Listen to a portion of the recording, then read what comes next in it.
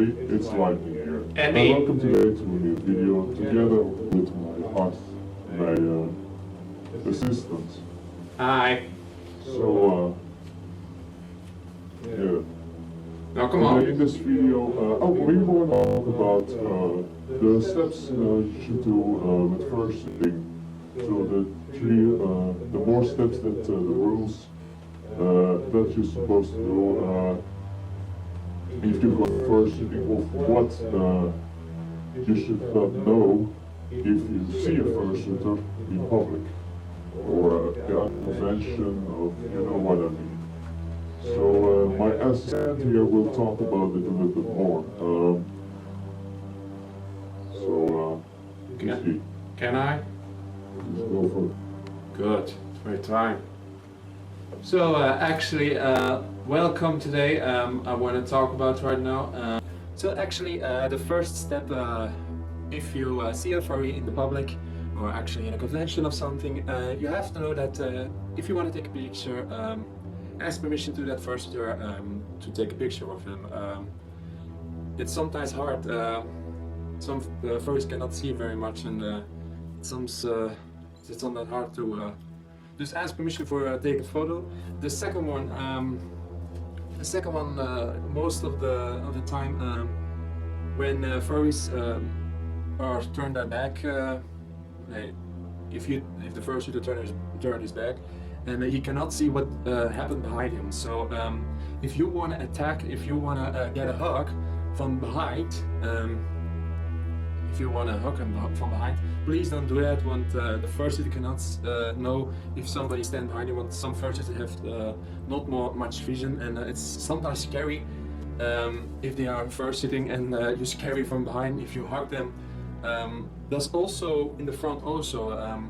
If you want to take a hug of the fursuiter, don't do it without the permission. Ask that for that to do it. That's good for him and also good for you. For the person who wears the suit, that he's comfortable and safe. But some people make mistake about this, and sometimes it happens. But just remind you for ask permission for if you want to get them a hug, and if they don't want a hug, accept that. A lot of furries have a badge or a sign of "Don't touch me." Accept that. There are a lot of furries that don't want to hug, and you have to accept that. If you get problems, it's not good. Also, the third thing that is problem. Sorry for my bad English, but I'm trying. The third step is don't. If you see a fursuiter, don't feel everything about the suit. If you wear the suit, don't touch everything that you don't know. And some of the fursuiters, they are really fragile, and sounds like the head of the tail of the thing, and they're really fragile, and they can break, and that's not nice. If you do that, there's it suits that some of the suits are made by fursuiters, by fursuit makers, and they work so hard to make that suit, and if you damage the suit, that is not very nice and not good for the person. And we haven't I heard before that this happened, and yeah, and they have to make the suit. They make the how I say it. They prepare to fix the suit. So be careful that somebody suit if you touch them. So that's one thing. The fourth thing that I want to ask. I mean, maybe it's not a thing, but for the fursuiting itself, if you're wearing a fursuit, then that. I say that in my multiple videos, drink water. It got so wrong. Water. Drink water. It's hot. It's maybe in the winter it's easy to drink. Actually, it's not hot in the winter, so then it's very easy. And it's actually the suit very nice. It's winter outside, and wearing a suit is actually very comfortable in the summer. Yeah, the winter is not big anymore, so it's more hotter and hotter now. But what I suggest, if you drink water, you can drink water for tip. And also the tip that I can give you is sport drinks. Sport drinks are very also good for sweating. If you're sweating, there are sugars in the sport drinks. I do it my body here, does it also. So he drinks sport drinks, so he cannot sweat. There are sugar in that. If you sweat, you lose sugar, and your body needs sugar. So in that sport drinks there's sugar, so it helps very, very good. Even for 2 hours of, mostly not 2 hours, but maybe an hour that you're not sweating. It depends on how your body works. I'm not a doctor, so to say, but so drink enough water, or maybe drink sport drinks. Also keep it. Yeah, most of the suit also we have cool elements in the hand, in the suit itself. Maybe the cool vest also to keep you cool. The next step also. The next also is also for if you are fursuiting. You know, if you're sweating, and did a bit, there is also a bad smell, and everybody knows that. So if you wear suit in that, take a shower for sure, and also clean your fursuit. Also, it smells really bad if you don't wash it, and also the quality will keep longer if you take good care of it. And if you wash your fursuit, also the head, of course, you wash it with hand. You wash it not in a full hammer. That's not very, how I say it. It could not go very well. I don't know how to say it, but it's a fursuit that made by hand, and somebody have technology in there, some lights in there, and you know, electronic and water cannot go together. Also, it falls most apart. Cannot together, but also the foam and the thing with water is a big problem. So maybe you wash it with a hand. How I do it with my friend. I took the hand in a carpet, in a bed, and I rinse my hand with water, and I, you know how you call it, wash it with your hand. Normally not very wet over his head every time. Not full water over him, just with the hand and a little bit. Sometimes I spray it with water with a spray bottle, and also for fresh inside for the smell. Of course, there are also bottles for fursuit smells, a little bit flavor with. You can also buy that at some of your fursuit makers. And the first, of course, you wash it normally in the dry later. Of course, also all the fursuit maker have their own story how you wash it. If you don't know it, you tell them.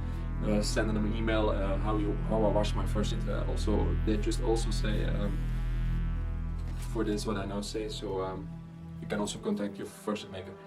And the next, of course, the most thing that I try to remember what it was. Oh yeah, also with fursuiting, if you're fursuiting, my friend had it also. If people take pictures, you can also do a little bit posing for your fursuiting. Everybody has a different way to pose for a picture, or if you want to cool, if you raise your hand, if you be funny, if you put a I love you tag, also with my cousin, also what make you for. Well, my friend did it also all the time the same, so what I love you tag also all the time. You can also do all the poses. That is also the same with walking. If you walk to a person in a convention, some of the fursuiters walk different.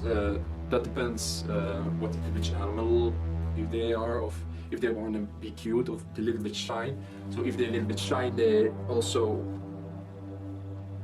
are very small to do.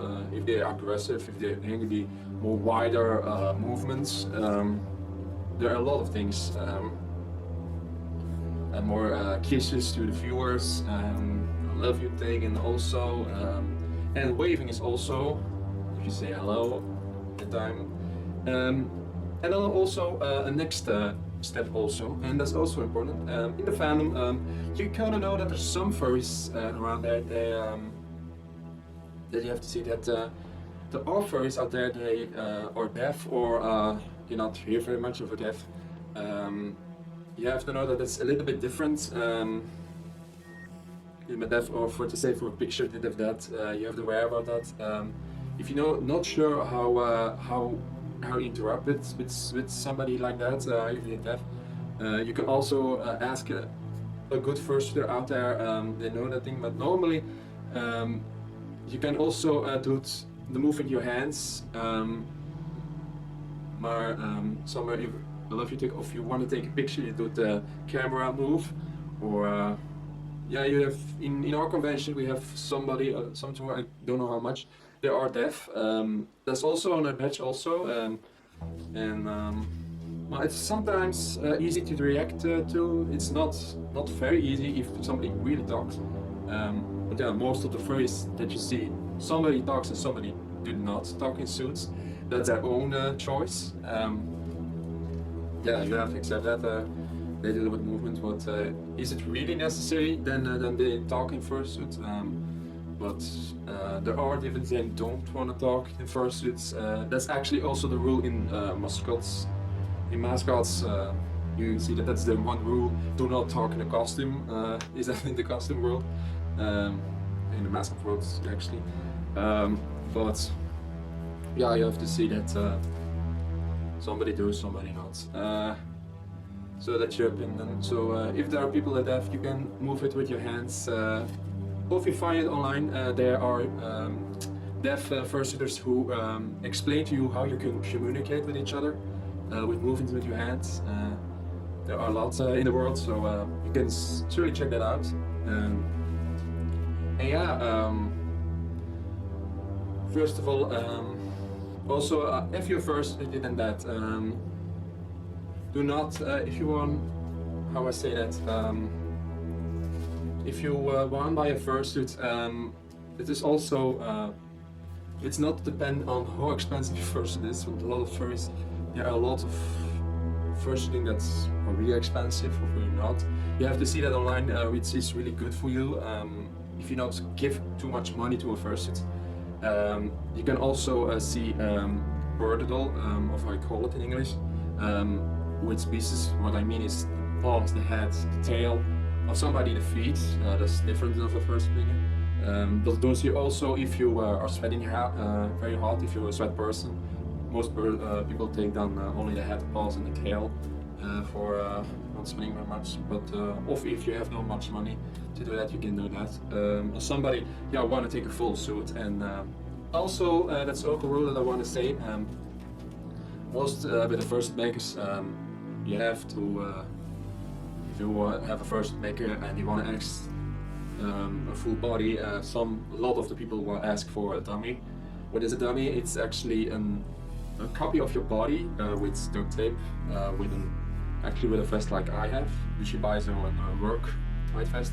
And actually what you do, you put it all around in duct tape, this your whole body. This actually, you have to need two persons to do that, this you, me, and double person to do that. All the way in duct tape, and what you then do is mark actually where your tail is going to be, and actually you meet all your lots of your body, your feet that you have, how much your head is, how much your forehead is. Everything is important to know for the fursuit maker, to make a full body, that they have a vision how big your fursuit thing is. Somebody, I said somebody, other fursuit makers, they don't use that dummy thing, they do it with their own thing. A lot of them, they make a dummy of that.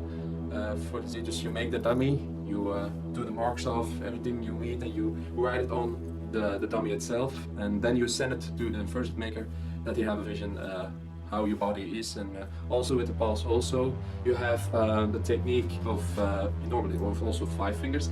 You have also the fingers of 4, so there's 2 fingers together, your 4 paws. If you have hoof fingers, I have to see how there's actually sometimes another movement, but then you have 2 hoof claws, that is for different animals. Dus you have to meet together with your 2 fingers how wide it is. Your forehead, of course, your forehead, your chin, of course. Somebody asked how wide your eyes from each other is. A lot of things that they ask, but you see that if you have a fursuit maker, which one, all the rules are there, which you're supposed to know how to do. Yeah, that's actually the thing that I now want to talk about. Little bit things, basic things. If there are more things that I maybe forgot to tell, you can post that down below in this video. So yeah, that's more the thing that I'm supposed to tell now. So it's over to my buddy here. So thank you. And that was a little bit what you're supposed to know, the rules. It's more basic, actually normal. I want to do it, but Oh yes. actually he want to ask them to do it. Yeah, of course. I have more in mind than You you. know what I mean. Stop that. I want to talk about you. Oh really? But if you like this video together, please do the thumbs up. Subscribe to the channel, check other videos on this channel, and me, or supposed to be me, see you in the next video. Bye guys.